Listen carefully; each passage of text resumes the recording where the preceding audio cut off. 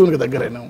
వెంకన్న గారు, ఇటీవలి కాలంలో జనబాహుళ్యంలో చాలా ప్రాచుర్యం పొందింది సాధు జంగమ ఆదిదేవుడ.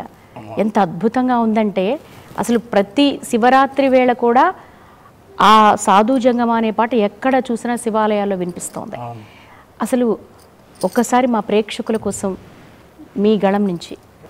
సాధు జంగమ ఆదిదేవుడా, శంభు శంకరారలింగ రూపుడా, సంచార జగతి నావతోవునేవురా, ఆది అంతమేది నీకు లేదురా, అండము నీవే పిండము నీవే, అఖిలాండం బ్రహ్మాండం నీ తాండవమే, అతల సుతల పాతాళం నీ కీర్తనమే. అలాగే శ్రీశైల మల్లన్న అడవి మీద చాలా అద్భుతంగా రాశారు, అది కూడా ఒకసారి.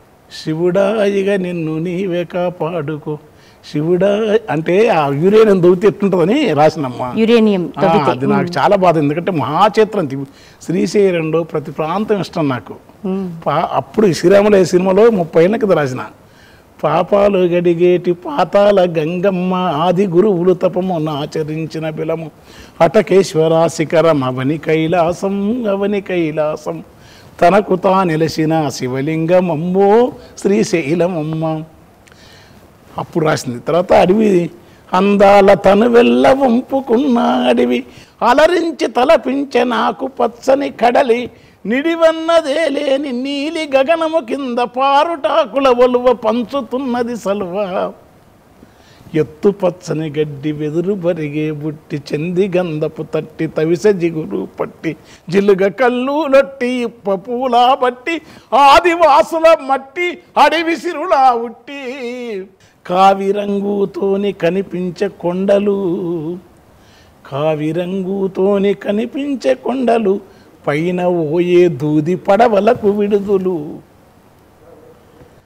కావిరంగుతోని కనిపించే కొండలు, పైన ఓయే దూది పడవలకు విడుదలు, గిరి మంద పొదుగులో జారే సెలయేరులు, శిలల నునుపుగా దొలిసే అలల ఉలి మొనలు.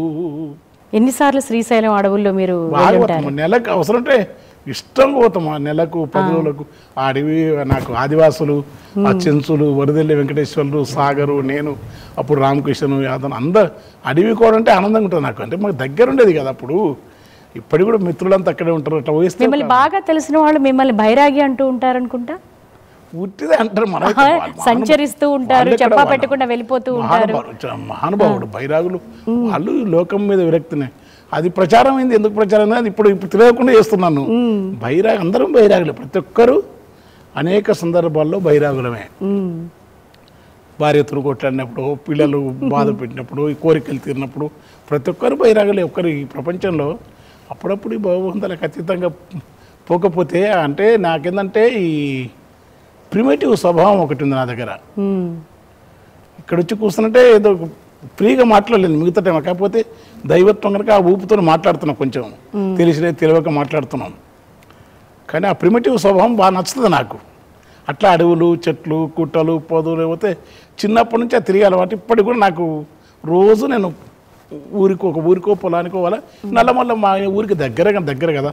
తర్వాత మా అత్తగారు అక్కడే, తర్వాత కృష్ణా నది, అడవి, అట్లా ఒకసారి సోమశిలకి వెళ్ళిపోతాం, ఓసారి లింగాలకి వెళ్ళిపోతాం. దోస్తులందరూ కూడా ఏదో పని ఉంటుంది, ఒకటి పెళ్లికో పేరంటానికో ఒకటి ఇంకా అట్లా పోతూనే ఉంటాం. అందుకని నచ్చుతుంది కనుక నా కవిత్వంలో ఆ ప్రభావం కనపడుతుంది. అడవి చెట్లు, బట్ట, టేకు చెట్లు, మోదుగు చెట్లు, అన్ని చెట్ల గురించి ఉంటుంది. అడవిలో ఎన్ని చెట్లు అన్ని చెట్ల గురించి రాసిన వీటిని